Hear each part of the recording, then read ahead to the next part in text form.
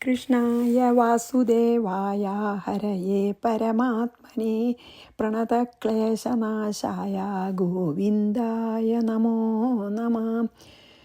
രാമായ രാമഭദ്രായ രാമചന്ദ്രായ വേധസേ രഘുനാഥായ നാഥായ സീതായ പതയേ നമഃ. ശ്രീ സീതാലക്ഷ്മണ ഭരതശത്രുഘ്ന ഹനുമൽ സമേത ശ്രീരാമചന്ദ്രസ്വാമിനി നമ.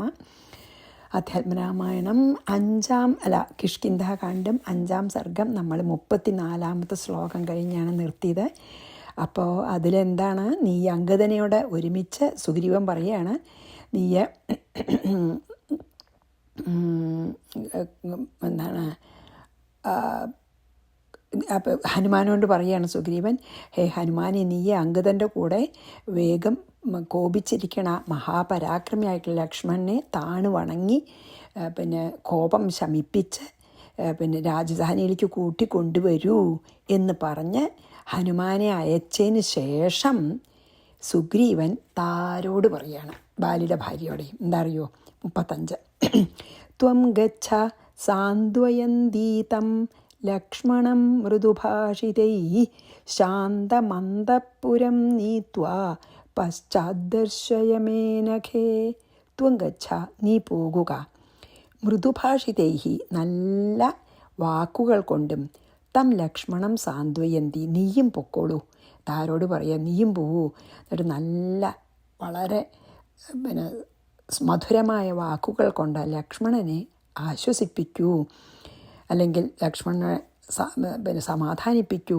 ശാന്തം അന്തഃപുരം നീത്വ, എന്നിട്ട് ശാന്തനായി തീർന്ന അവനെ, അതായത് കോപമൊക്കെ ശമിച്ച ലക്ഷ്മണനെ അന്തഃപുരത്തിൽ കൊണ്ടുവന്നിട്ട് പശ്ചാത് നീത്വ, അന്തഃപുരം നീത്വ വെച്ചാൽ അന്തഃപുരത്തിനുള്ളിലേക്ക് കൊണ്ടുവന്നിട്ട് പശ്ചാത് അനഘേ മേ ദർശയ, അത് കഴിഞ്ഞിട്ട് ഹേ പരിശുദ്ധയായവളെ എന്നെ ദർശിച്ചാലും. അതായത് നേരിട്ട് സുഗ്രീവനെ കണ്ടാൽ കോപം അത്ര ശമിക്കില്ല.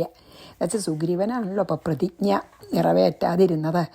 അപ്പോൾ ഈ കോപം ശമിക്കണേൻ്റെ മുമ്പ് സുഗ്രീവനെ കണ്ടുവച്ചാൽ ചിലപ്പോൾ ഒരു അമ്പ അയച്ച് കൊന്നു തന്നെ വരാം ലക്ഷ്മണൻ.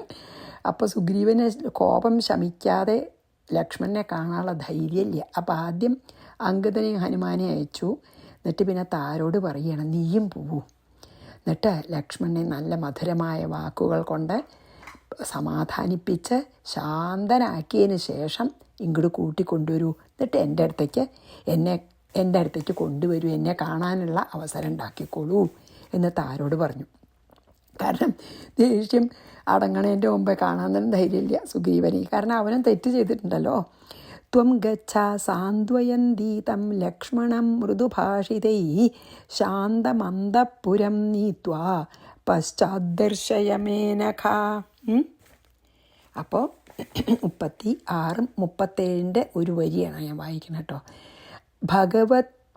ഭവത്വിധി തതസ്താരാ മധ്യകക്ഷം സമാവിശദ് ഹനുമാനംഗദേനൈവ സഹിതോ ലക്ഷ്മണാന്തികം ഗത്വാ നനാമ ശിരസാ ഭക്ത്യാ സ്വാഗതമബ്രവീത്. ഭവതു ഇതി, ശരി അങ്ങനെ ആവട്ടെ എന്ന്. തതഃ താര മധ്യകക്ഷം സമാവിശത്, അതിനുശേഷം താര ആ മധ്യകക്ഷത്തിൽ പ്രവേശിച്ചു. ചാലോ ആ കൊട്ടാരത്തിൻ്റെ മുറ്റത്തിൻ്റെ മധ്യസ്ഥാനത്ത് ചെന്നു നിന്നു. അംഗദേന സഹിത ഏവ ഹനുമാൻ, അംഗദനോടു കൂടി അവിടെ ഉണ്ടായിരുന്ന ഹനുമാൻ ലക്ഷ്മണാന്തികം ഗത്വ, ലക്ഷ്മണ സമീപത്തു ചെന്നിട്ട് ശിരസാ നനാമ, ശിരസ്സുകൊണ്ട് നമിച്ചു. സ്വാഗതം അബ്രവീത്. അപ്പോൾ താര അങ്ങനെ താരോട് സുഗ്രീവൻ പറഞ്ഞപ്പോൾ താര അങ്ങനെ ആവാമെന്ന് പറഞ്ഞു. എന്നിട്ട് താര സ്ത്രീകൾക്ക് എത്ര ദൂരം പോവാം അന്തഃപുരത്തിൽ, അതുവരെയുള്ള ആ മധ്യസ്ഥാനത്തിൽ ചെന്ന് നിന്നു. പിന്നെ അതുവരെ സാധാരണ അന്തഃപുരത്തുനിന്ന് ഒരു പ്രത്യേക സ്ഥലം കഴിഞ്ഞാൽ പുരുഷന്മാർ പെരുമാറുന്ന സ്ഥലമാണ്, അപ്പം അങ്ങോട്ട് പോവില്ല. അന്തഃപുരങ്ങൾ അങ്ങനെയാണല്ലോ. അന്തഃപുരത്തിനൊരു ഒരു ഇതുണ്ടാവുകയെ, ആ ഒരു ഭാഗത്തിൻ്റെ ഉള്ളിലാണ് സ്ത്രീകളൊക്കെ കഴിഞ്ഞ്. പിന്നെ അതിൻ്റെ പുറത്ത് എന്താ പറയുക, എല്ലാം ആണുങ്ങളുടെ സ്ഥലമാണ് അതുപോലെ. അപ്പോൾ ഏതുവരെയാണ് സാധാരണ സ്ത്രീകൾക്ക് പോകാൻ പറ്റുക, അതുവരെ അവിടെ ചെന്ന് നിന്നു. ആരെ? താര ആവാമെന്ന് പറഞ്ഞിട്ട് അന്തഃപുരത്തിൻ്റെ ആ അറ്റത്ത് പോയി നിന്നു. അപ്പോൾ ഹനുമാൻ അങ്കദൻ ഒരുമിച്ച് ലക്ഷ്മണൻ്റെ ആ സമയത്ത് താര പോയിട്ടില്ല. താര പോണതിന് മുമ്പേ ഹനുമാൻ അങ്കദൻ അവരോടാണല്ലോ ആദ്യം പറഞ്ഞത്. ഹനുമാൻ അങ്കദനോടുകൂടി ലക്ഷ്മണൻ്റെ അടുത്ത് ചെന്ന് കുമ്പിട്ട് നമസ്കരിച്ച് സ്വാഗതം പറഞ്ഞു. അകത്തേക്ക് കയറിയിട്ടില്ലേ. അപ്പോൾ അങ്ങനെ ചെയ്തു കേട്ടോ. ഭവദ്വിധി തതസ്താര മധ്യകക്ഷം സമാവിശത്. അതായത് അന്തഃപുര കൊട്ടാരത്തിൻ്റെ മുറ്റത്തിൻ്റെ മധ്യസ്ഥാനം വരെ ശരിക്ക് സ്ത്രീകളുടെ അന്തഃപുരം ഉള്ളൂ. അപ്പോൾ അവിടെ വരെ ചെന്ന് നിന്നു. എന്നിട്ട് ഇവർ നമസ്കരിക്കണതൊക്കെ കണ്ടു. ഭവദ്വിധി തതസ്താര മധ്യകക്ഷം സമാവിശത് ഹനുമാൻ അങ്കദേനൈവ സഹിതോ ലക്ഷ്മണാന്തികം ഗത്വാ നനാമ ശിരസാ ഭക്ത്യാ സ്വാഗതമബ്രവീത്. അപ്പോൾ അങ്കദനും ഹനുമാനും ലക്ഷ്മണനെ നമസ്കരിച്ച് സ്വാഗതം പറഞ്ഞു. എന്നിട്ട് പറഞ്ഞു, ഏഹി വീര മഹാഭാഗ ഭവദ്ഗൃഹമശങ്കിതം. അതാണ് മറ്റേ 37 രണ്ടാമത്തെ വരിയേട്ടു. അത് പിന്നെ 38. പ്രവിശ്യ രാജധാരാദീൻ ദൃഷ്ട്വാ സുഗ്രീവമേവ ച യദാജ്ഞാപയസേ പശ്ചാത്തൽ സർവം കരവാണി ഭോ മഹാഭാഗ വീര ഏഹി. ഹേ പൂജ്യനായ മഹാവീരപരാക്രമിയായിട്ടുള്ള ലക്ഷ്മണ ഭഗവാന്, ലക്ഷ്മണ വന്നാലും, അല്ലെങ്കിൽ ലക്ഷ്മണ എന്ന് വിളിക്കില്ല, അങ്ങ് വന്നാലും ഭവദ്ഗൃഹം അശങ്കിതം പ്രവിശ്യ, അങ്ങയുടെ ഈ ഗൃഹത്തെ ഒരു ശങ്ക കൂടാതെ പ്രവേശിച്ചിട്ട് രാജധാരാദീൻ സുഗ്രീവം ഏവാച ദൃഷ്ട്വ, രാജാവിൻ്റെ ഭാര്യയും സുഗ്രീവനെയും, അതായത് രാജപത്നിയും സുഗ്രീവനെയും ഒക്കെ കണ്ടിട്ട് യദ് ആജ്ഞാപയസേ, എന്തൊന്നിനെ അങ്ങെന്ന് കൽപ്പിക്കുന്നുവോ തത്സർവം കരവാണി, അതെല്ലാം ഞാൻ ചെയ്യാം. വളരെ വിനയത്തോടു കൂടിയിട്ട് ഹനുമാനും അങ്കദനും നമസ്കരിച്ചിട്ട് ആദ്യം സ്വാഗതം പറഞ്ഞതിന് ശേഷം പറഞ്ഞു, ഹേ വീര ആയിട്ടുള്ള പ്രഭോ, അങ്ങയുടെ ഗൃഹത്തിൽ പ്രവേശിക്കാൻ ശങ്കിക്കണോ? ഇത് അങ്ങയുടെ ഗൃഹമാണെന്ന് വിചാരിച്ചോളൂ പറയാണ്. ഇത് അങ്ങയുടെ ഗൃഹം തന്നെയാണ്. അപ്പം ശങ്കല്ലാതെ കടന്നോളൂ. അതായത് ഈ സുഗ്രീവൻ്റെ രാജധാനി അങ്ങയുടെ ഗൃഹമായിട്ട് കരുതിയിട്ട് ശങ്കല്ലാതെ കടന്നോളൂ. രാജ്ഞിയും സുഗ്രീവനെയും മറ്റും കണ്ടതിന് ശേഷം അങ്ങ് എന്ത് ആജ്ഞാപിക്കണോ അത് ഒക്കെ ഞങ്ങൾ ചെയ്തോളാം. ആ ദേഷ്യം കുറയ്ക്കാനാണേ. അങ്ങ് എന്താണ് സീത അന്വേഷിക്കാൻ ഇപ്പം പോകണമെന്ന് പറഞ്ഞാൽ എന്താ വെച്ചാൽ അതൊന്നും പറഞ്ഞില്ല. പക്ഷെ പറഞ്ഞു, അങ്ങ് വരൂ, അങ്ങയുടെ തന്നെ സ്വന്തം രാജധാനിയാണെന്നുള്ള വിചാരത്തോടു കൂടി അങ്ങ് പ്രവേശിക്കുക ഈ രാജധാനിയിലേക്ക്. എന്നിട്ട് സുഗ്രീവ രാജ്ഞിയും സുഗ്രീവനെയും കണ്ട് അതിനുശേഷം അങ്ങ് എന്തു തന്നെ ആജ്ഞാപിച്ചാലും കൽപ്പിച്ചാലും അത് ഞങ്ങൾ ചെയ്തോളാം എന്ന് പറഞ്ഞു. ഏഹി വീരമഹാഭാഗ ഭവദ്ഗൃഹമശങ്കിതം. അത് ഒരു വരി. പ്രവിശ്യ രാജധാരാദീൻ ദൃഷ്ട്വാ സുഗ്രീവമേവ ച യദാജ്ഞാപയസേ പശ്ചാത്തൽ സർവം കരവാണി ഭോഹോ. എന്ത് പറഞ്ഞാലും അതൊക്കെ ചെയ്തോളാം. 39. ഇത്യുക്ത്വാ ലക്ഷ്മണം ഭക്ത്യാ കരേ ഗൃഹ്യ സമാരുതി ആനയാമാസ നഗരമധ്യാദ്രാജഗൃഹം രാജഗൃഹം പ്രതി. ഇതി ഭക്ത്യ ഉക്ത്വ, ഇപ്രകാരം ഭക്തിയോടെ പറഞ്ഞിട്ട് സഹ മാരുതി, ആ മാരുതപുത്രൻ വെച്ചാൽ ഹനുമാൻ, ലക്ഷ്മണം കരേ ഗൃഹ്യ, ലക്ഷ്മണനെ കയ്യിൽ പിടിച്ചിട്ട് നഗരമധ്യത്തിൽ നിന്ന് രാജഗൃഹം പ്രതി, രാജധാനിയിലേക്ക് ആനയാമാസ, ആനയിച്ചു. ഇങ്ങനെ ഭക്തി ബഹുമാനപൂർവം ലക്ഷ്മണനോട് പറഞ്ഞ ഹനുമാൻ, ലക്ഷ്മണൻ്റെ പറഞ്ഞതിന് ശേഷം ഹനുമാൻ, അപ്പോൾ ആ ലക്ഷ്മണൻ്റെ ആ ഒരു ദേഷ്യവും പേടിയോ അല്ലെങ്കിൽ ഇങ്ങനെ ശത്രു എന്നുള്ള ഭാവമൊക്കെ മാറിത്തിറങ്ങി. അപ്പോൾ വേഗം ആ ശത്രുഭാവം മുഴുവനും മാറ്റാനായിട്ട് ഹനുമാൻ ലക്ഷ്മണൻ്റെ കൈ പിടിച്ചിട്ട് ഈ നഗരമധ്യത്തിൽ നിന്ന് കുറച്ചപ്പുറത്താണ് നിൽക്കണത് രാജധാനിയിലേക്ക് കൂട്ടിക്കൊണ്ടുവന്നു എന്നാണ് ഇതിൽ പറഞ്ഞത്. ഇത്യുക്ത്വാ ലക്ഷ്മണം ഭക്ത്യാ കരേ ഗൃഹ്യ സമാരുതി ആനയാമാസ നഗരമധ്യാത് രാജഗൃഹം പ്രതി. രാജഗൃഹത്തേക്ക് കൊടന്നു. പശ്യംസ്തത്ര മഹാസൗധാൻ യൂഥപാനാം സമന്തത ജഗാമഭവനം രാജ്ഞഃ സുരേന്ദ്രഭവനോപമം. തത്ര സമന്തത, അവിടെ 4 ഭാഗത്തും യൂഥപാന എന്ന് പറഞ്ഞാൽ എന്താ, അവിടുത്തെ പ്രമുഖന്മാരുടെ മഹാസൗധാൻ പശ്യൻ, അതായത് വാനര പ്രമുഖന്മാരുടെ വലിയ വലിയ മാളികകളെ കണ്ടുകൊണ്ട്, നിറച്ച് വലിയ വലിയ വീടുകൾ ഉണ്ടേ, അല്ലെങ്കിൽ പത്തായപ്പുര പത്തായപ്പുരകൾ പോലെ മാളികകളുണ്ട് അവിടെ, വലിയ വലിയ വാനര മുഖ്യന്മാർ താമസിക്കണതേ. അതൊക്കെ കണ്ട് സുരേന്ദ്രഭവനോപമം രാജ്ഞ ഭവനം ജഗാമ, ദേവേന്ദ്രൻ്റെ ഭവനത്തിന്, ദേവേന്ദ്രൻ്റെ രാജധാനിക്ക് തുല്യമായിട്ടുള്ള സുഗ്രീവൻ്റെ രാജധാനിയെ പ്രവേശിച്ചു. കൂട്ടിക്കൊണ്ടുവരാണല്ലോ. അപ്പോൾ പറയാണ്, അവിടെ 4 ഭാഗത്തുള്ള വലിയ വലിയ വാനരമുഖ്യന്മാരുടെ മാളികകളൊക്കെ കണ്ടു. അതിനുശേഷം ആ മാളികകൾ തന്നെ വളരെ വിശേഷം. അതിനുശേഷം ദേവേന്ദ്രൻ്റെ രാജധാനിക്ക് തുല്യമായിട്ടുള്ള, അത്ര സ്വർഗത്തിലത്തെ ദേവേന്ദ്രൻ്റെ രാജധാനിക്ക് തുല്യമാണെന്ന് പറയാൻ തക്കവണ്ണം മനോഹരമായിട്ടുള്ള സുഗ്രീവൻ്റെ രാജധാനിയിലേക്ക് പ്രവേശിച്ചു, അല്ലെങ്കിൽ ഗമിച്ചു. പശ്യംസ്തത്ര മഹാസൗധാൻ യൂഥപാനാം സമന്തത ജഗാമഭവനം രാജ്ഞഃ സുരേന്ദ്രഭവനോപമം. സുരേന്ദ്രൻ്റെ ഭവനം ചന്ത ഇന്ദ്രൻ്റെ ഭവനം പോലെ. ഇനി 1, 2, 3, 4, 5, 6 ശ്ലോകം ഒന്നിച്ചാണ് കേട്ടോ. അപ്പം ഞാൻ അതൊക്കെ വായിക്കാം. മധ്യകക്ഷേ ഗദാ തത്ര താരാധിപാനന സർവാഭരണസമ്പന്ന മദരക്താന്തലോചന ഉവാച ലക്ഷ്മണം നത്വാ സ്മിതപൂർവാഭിഭാഷിണീ യാഹി ദേവര ഭദ്രം തേ സാധുസ്ത്വം ഭക്തവത്സല കിമർത്ഥം കോപമാകാർഷീർഭക്തേ ഭൃത്യേ കപീശ്വരേ ബഹുകാലമനാശ്വാസം ദുഃഖമേവാനുഭൂതവാൻ ഇദാനീം ബഹുദുഃഖൗഘാത് ഭവദ്ഭിരഭിരക്ഷിതഃ ഭവൽപ്രസാദാൽ സുഗ്രീവഃ പ്രാപ്തസൗഖ്യോ മഹാമതിഃ കാമാസക്തോ രഘുപതേഃ സേവാർത്ഥം നാഗതോ ഹരിഃ ആഗമിഷ്യന്തി ഹരയോ നാനാദേശഗതാഃ പ്രഭോ പ്രേഷിതാ 10,000 ഹരയോ രഘുസത്തമാ ആനേതും വാനരൻ ദിഗ്ഭ്യോ മഹാപർവ്വതസന്നിഭാൻ. താരയും പറയണത് കൊണ്ട് ഇതിൽ വരുന്നുണ്ട് കേട്ടോ. നമുക്ക് നോക്കാം. തത്ര മധ്യകക്ഷേ, ആ മുറ്റത്ത് പറഞ്ഞില്ലേ, മുറ്റത്തിന് നടുക്കെന്ന് പറഞ്ഞുല്ലോ. ഗദാ താരാധിപാനന, ഗദയും, അതായത് അവിടെ ആ മുറ്റത്തിന് നടുക്കിലേക്ക് പോയി നിൽക്കുന്നവളും താരാധിപാനന എന്താ, ചന്ദ്രമുഖിയും. താരാധിപൻ ആരാ? ചന്ദ്രൻ. താരങ്ങളുടെ നാഥൻ ചന്ദ്രൻ.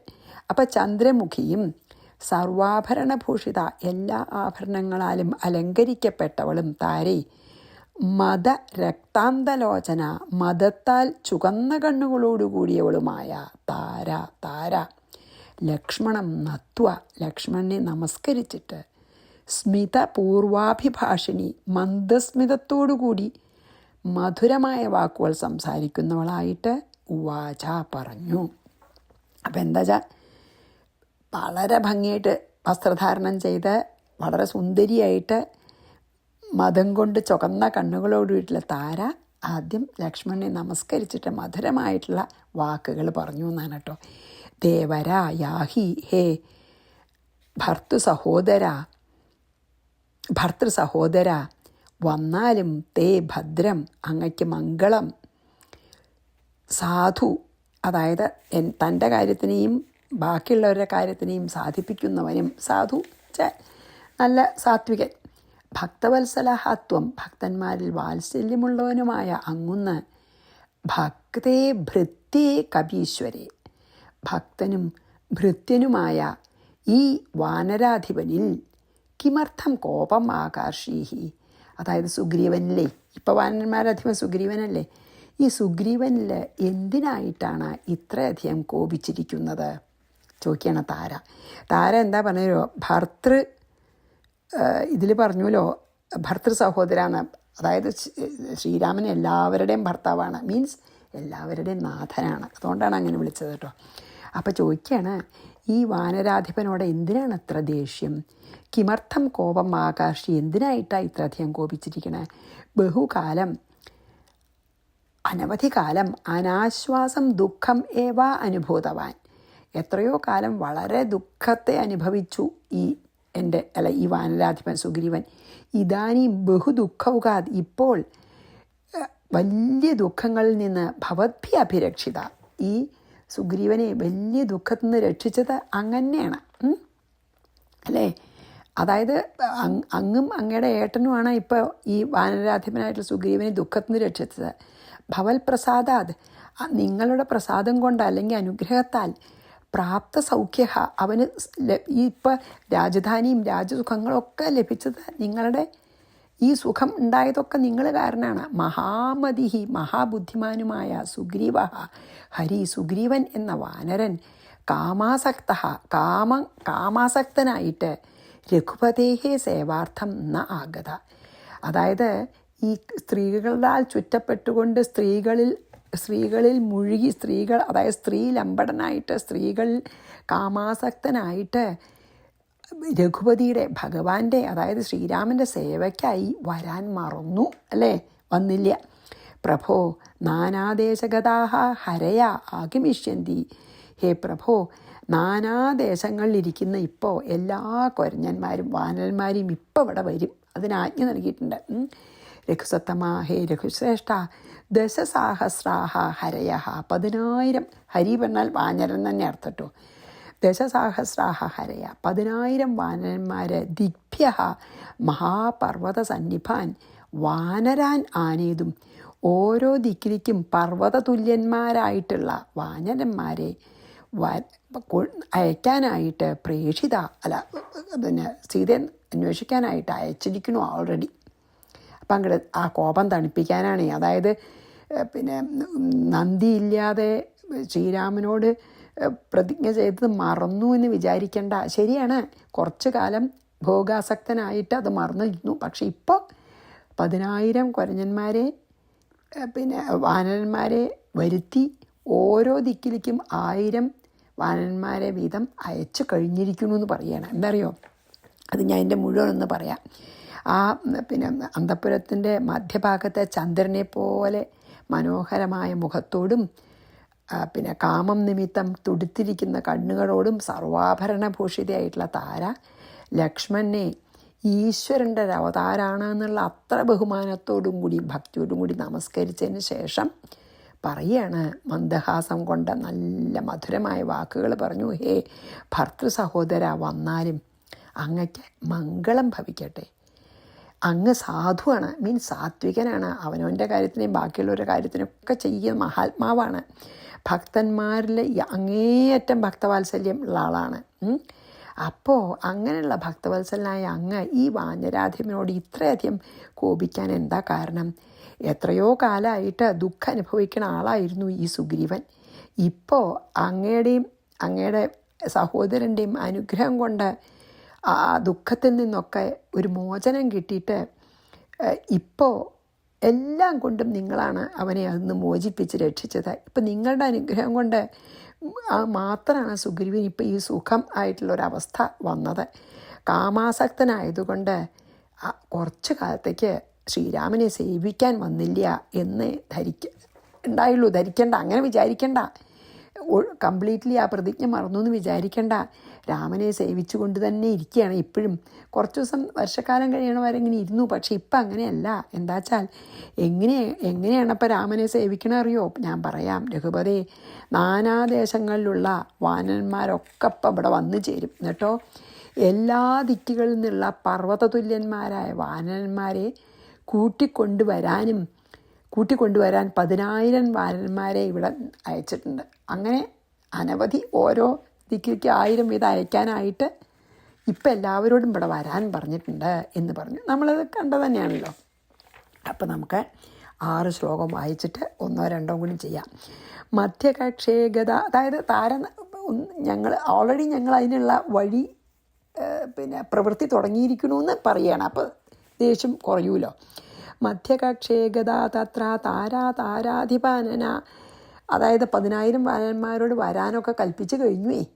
എന്നിട്ട് അവരെത്തിച്ചേർന്നാൽ അപ്പം 1000 വീതം ഓരോ ദിക്കിലേക്ക് അയക്കുകയും ചെയ്യും. ഓൾറെഡി വാനന്മാരെ വരാൻ പറഞ്ഞു വെച്ചല്ലോ. അപ്പം തന്നെ അതിനുള്ള സീതാന്വേഷണത്തിനുള്ള പ്രാരംഭം ആയി എന്ന് മനസ്സിലാവുമല്ലോ. മധ്യകക്ഷേ ഗതാ തത്ര താരാധിപാനന സർവാഭരണ സമ്പന്ന മധുരക്താന്തലോചന ഉവാച ലക്ഷ്മണം നത്വാ സ്മിതപൂർവാഭിഭാഷിണി യാഹി ദേവര ഭദ്രം തേ സാധുസ്ത്വം ഭക്തവത്സല കിമർത്ഥം കോപമാകർഷീർഭക്തേ ഭൃത്യേ കപീശ്വരേ. കപീശ്വരനോട് എന്തിനാ ദേഷ്യം? ബഹുകാലം അനാശ്വാസം ദുഃഖമേവാനുഭൂതവാൻ, കുറെ കാലം ദുഃഖം അനുഭവിച്ചതാണ്. നിങ്ങൾ തന്നെയാണ് ഇതാനും ബഹു ദുഃഖൗഖാദ്, ആ ദുഃഖ സഞ്ചയത്തിൽ നിന്ന് ഭവദ്ഭിരഭിരക്ഷിത, നിങ്ങൾ തന്നെയാണ് അവനെ രക്ഷിച്ചത്. ഭവൽപ്രസാദാൽ സുഗ്രീവ പ്രാപ്ത സൗഖ്യോ മഹാമതി. ഹേ ബുദ്ധിമാനായിട്ടുള്ളവനെയും ആയിട്ടുള്ള ലക്ഷ്മണ, അങ്ങയുടെ സഹോദരൻ്റെ അനുഗ്രഹം കൊണ്ടാണ് ഈ സുഖം ഒക്കെ ഉണ്ടായത് സുഗ്രീവന്. കാമാസക്തോ രഘുപതേ സേവാർത്ഥം നാഗതോ ഹരി, കാമാസക്തനായിട്ട് അങ്ങയ്ക്ക് വേണ്ടി ഒന്നും ചെയ്യണില്ല എന്ന് വിചാരിക്കണ്ട. ആഗമിഷ്യന്തി ഹരയോ നാനാദേശഗതാ പ്രഭോ, നാനാദേശങ്ങളിൽ നിന്നും വലിയ വലിയ വാനന്മാരോട് വരാൻ ആജ്ഞാപിച്ചു കഴിഞ്ഞിരിക്കുന്നു. പ്രേഷിതാദശസാഹസ്രാഹരയോ രഘുസത്തമ ആനേതും വാനരൻ ദിഗ്ഭ്യോ മഹാപർവ്വത സന്നിഭാൻ, പർവ്വതാകാരന്മാരായിട്ടുള്ള വാനന്മാരിപ്പോൾ വരും, അവർ സീതാന്വേഷണത്തിൽ പുറപ്പെടും. ഇനി 47 സുഗ്രീവ സ്വയമാഗത്യ സർവവാനരയൂഥപൈ വധയിഷ്യതി ദൈത്യൗഖാൻ രാവണം ച ഹനിഷ്യതി. സുഗ്രീവ സ്വയം ആഗത്യ, സുഗ്രീവൻ തന്നെ വന്നിട്ട് സർവ വാനരയൂഥപൈഹി, എല്ലാ വാനര സംഘത്തിലത്തെ മുഖ്യന്മാരെ കൊണ്ട് ദൈത്യൗഖാൻ വധയിഷ്യതി, അസുര സംഘങ്ങളൊക്കെ വധിക്കും. രാവണം ഹനീഷ്യതി, രാവണനെയും കൊല്ലും. സമാധാനിപ്പിക്കേണ്ട എന്താ അറിയോ? സുഗ്രീവൻ തന്നെ ഒരുമിച്ച് വന്ന് വാനര മുഖ്യന്മാരെ കൊണ്ട് രാവണൻ്റെ ഒപ്പുള്ള എല്ലാ രാക്ഷസന്മാരെയും വധിക്കും, രാവണനെയും വധിക്കും എന്ന് പറയണം. രാവണനെയും വധിക്കും. എന്നിട്ട് സുഗ്രീവ സ്വയമാഗത്യ സർവവാനരയൂഥപൈ വധയിഷ്യതി ദൈത്യൗഖാൻ രാവണം ച ഹനിഷ്യതി. ഇനി 3 ശ്ലോകം ഒന്നിച്ച. ത്വയൈവ സഹിതോദ്യൈവാഗന്ധാ വാനരപുംഗവ പശ്യാന്തർഭവനം തത്ര പുത്രധാര സുഹൃദ്വൃതം ദൃഷ്ട്വാ സുഗ്രീവമഭയം ദത്വാ നയസഹൈവ തേ താരായാ വചനം ശ്രുത്വാ കൃശക്രോധോഥ ലക്ഷ്മണഃ ജഗാമാന്തഃപുരം യത്ര സുഗ്രീവോ വാനരേശ്വരഃ രുമാമാലിംഗ്യ സുഗ്രീവ പര്യങ്കേ പര്യവസ്ഥിത. വാനരപുംഗഃ സുഗ്രീവ, വാനരാധിപനായിട്ടുള്ള സുഗ്രീവൻ ത്വയാ ഏവ സഹിത അദ്യേവ ഗന്ധ, അങ്ങയോടുകൂടെ ഇപ്പം തന്നെ വരും. അന്തർഭവനം പശ്യ, ഈ രാജധാനിയുടെ അന്തർഭാഗം നോക്കിയാലും അങ്ങോട്ട് നോക്കൂ. തത്ര പുത്രധാര സുഹൃദ്വൃതം സുഗ്രീവം ദൃഷ്ട്വ, അവിടെ പുത്രന്മാരോടും ഭാര്യമാരോടും സുഹൃത്തുക്കളോടും ചേർന്നിരിക്കുന്ന സുഗ്രീവനെ കണ്ടിട്ട് അഭയം ദത്വ, അഭയം നൽകിയിട്ട് തേ സഹ ഏവ നയ, അങ്ങയോടുകൂടി തന്നെ നയിച്ചാലും. അങ്ങ് വരൂ, അന്തഃപുരത്തിൻ്റെ ഉള്ളിൽ വന്ന് സുഗ്രീവനതാ അവിടെ ഇരിക്കേണ്ട ആ റൂമിൽ എല്ലാവരും ഒപ്പുണ്ട്, ഭാര്യയും മക്കളൊക്കെ അവിടെ വന്ന് സുഗ്രീവനെ അനുഗ്രഹിച്ച് അഭയം നൽകിയിട്ട്, സുഗ്രീവനോട് പേടിക്കാനില്ല, നീ വേണ്ടതൊക്കെ ചെയ്യേണ്ടത് മനസ്സിലായി എന്ന് പറഞ്ഞ് അഭയം നൽകിയിട്ട് സുഗ്രീവനെയും കൂട്ടി പൊക്കോളൂന്ന്. താരായ വചനം ശ്രുത്വ, താരയുടെ വാക്കുകളെ ശ്രവിച്ചിട്ട് കൃശക്രോധ ലക്ഷ്മണം അല്പം ശമിച്ച കോപത്തോടുകൂടി ലക്ഷ്മണൻ, മുഴുവൻ കോപം പോയിട്ടില്ല കേട്ടോ, അല്പം ശമിച്ച കോപത്തോടു കൂടിയ ലക്ഷ്മണൻ വാനരേശ്വര സുഗ്രീവായത്ര, വാനര മുഖ്യനായ സുഗ്രീവൻ എവിടെയിരിക്കുന്നുവോ അന്തഃപുരം ജഗാമ, അങ്ങോട്ട് പോയി. സുഗ്രീവ രുമാം ആലിംഗ്യ, സുഗ്രീവൻ രുമയെ ആലിംഗനം ചെയ്തിട്ട് പര്യങ്കേ പര്യവസ്ഥിത, പര്യങ്കത്തിൽ സുഖമായിരിക്കുന്നത് കണ്ടു. രുമയാണ് ഭാര്യ സുഗ്രീവൻ്റെ. അപ്പോൾ ഈ വാനരന്മാരുടെ രാജാവായിട്ടുള്ള സുഗ്രീവൻ ഇപ്പം തന്നെ അങ്ങയോടുകൂടി ശ്രീരാമൻ്റെ അടുത്തേക്ക് വരും. എന്നിട്ട് ഇങ്ങോട്ട് വരൂ, സുഗ്രീവനെ കാണണമല്ലോ, ഞാൻ സുഗ്രീവൻ്റെ അടുത്തേക്ക് കൊണ്ടുപോകാം, ഇങ്ങോട്ട് വരൂ, ഈ രാജധാനിൻ്റെ ഉള്ളിൽ കടന്ന് നോക്കാം, ഭാര്യ പുത്ര സുഹൃത്തുക്കളോട് കൂടിയിരിക്കുന്ന സുഗ്രീവനെ കണ്ടോളൂ, എന്നിട്ട് സുഗ്രീവന് അഭയം നൽകൂ. അതിനുശേഷം അങ്ങയോടൊരുമിച്ച് തന്നെ സുഗ്രീവൻ ശ്രീരാമൻ്റെ അടുത്തേക്ക് വരും എന്ന് താര പറഞ്ഞ് കേട്ടപ്പോൾ ലക്ഷ്മണൻ്റെ കോപം ഒട്ടൊന്ന് ശമിച്ചു. എന്നിട്ട് വാനരരാജാവായിട്ടുള്ള സുഗ്രീവൻ ഇരിക്കുന്ന അന്തഃപുരത്തിലേക്ക് കടന്നു ചെന്നു. അവിടെ സുഗ്രീവൻ എന്താ ചെയ്യണം? അപ്പോൾ സ്വന്തം പത്നിയായിട്ടുള്ള രുമയെ ആലിംഗനം ചെയ്തുകൊണ്ട് കട്ടിലിമ്പിൽ സുഖമായിരിക്കണ സുഗ്രീവനെയാണ് കണ്ടത്. സ്വന്തം പത്നിയായിട്ടുള്ള രുമയെ ആലിംഗനം ചെയ്തുകൊണ്ട് കട്ടിലിമ്പിലിരിക്കുന്ന സുഗ്രീവനെ ലക്ഷ്മണൻ കണ്ടു എന്ന് പറഞ്ഞ് നമുക്ക് നിർത്താം. ഞാൻ 48, 49, 50 കൂടി വായിച്ച് നിർത്താം. ത്വയൈവ സഹിതോദ്യൈവ ഗന്ധാവാനരപുങ്കവ പശ്യാന്തർഭവനം തത്ര ഏത് പുത്രാധാര സുഹൃദ്രുതം. എല്ലാവരും കൂടി ഇരിക്കണത് കണ്ടോളൂ. പറയുക, ദൃഷ്ട്വാ സുഗ്രീവമഭയം ദത്വാ, സുഗ്രീവന് അഭയം കൊടുക്കൂ. അതായത് ശത്രുത്വം ഒക്കെ കളഞ്ഞ് ഇപ്പം ഞാൻ പറഞ്ഞപ്പോൾ മനസ്സിലായില്ലോ സുഗ്രീവൻ ചെയ്യണ്ടെന്ന്. അപ്പോൾ സുഗ്രീവനോടുള്ള ശത്രുത മാറ്റിയിട്ട് അഭയം നൽകൂ. സുഗ്രീവം അഭയം ദത്വാ നയസഹൈവത്തെ താരായാവചനം ശ്രുത്വാ കൃശക്രോധോധ ലക്ഷ്മണ. അല്പം കോപം ശമിച്ച ലക്ഷ്മണൻ ജഗാമാന്തപുരം, പോയി അന്തപുരത്തിലേക്ക്. എത്ര സുഗ്രീവോ വാനരേശ്വര, സുഗ്രീവൻ രാജാവായിട്ടുള്ള സുഗ്രീവൻ രുമാം ആലിംഗ്യ സുഗ്രീവ, രുമയെ ആലിംഗനം ചെയ്തിട്ട് പര്യങ്കേ പര്യവസ്ഥിത, പര്യങ്കം എന്ന് പറഞ്ഞാൽ കട്ടിലുമ്പിൽ രുമയെ ആലിംഗനം ചെയ്ത് ഇരിക്കുന്നത് കണ്ടു എന്ന് പറഞ്ഞ് നമുക്ക് നിർത്താം. ശ്രീകൃഷ്ണാർപ്പണമസ്തു. സർവത്ര ഗോവിന്ദനാമ സങ്കീർത്തനം. ഗോവിന്ദ ഗോവിന്ദ. ശ്രീ സീതാലക്ഷ്മണ ഭരതശത്രുഘ്ന ഹനുമൽ സമേത ശ്രീരാമചന്ദ്രസ്വാമിനേ നമഃ.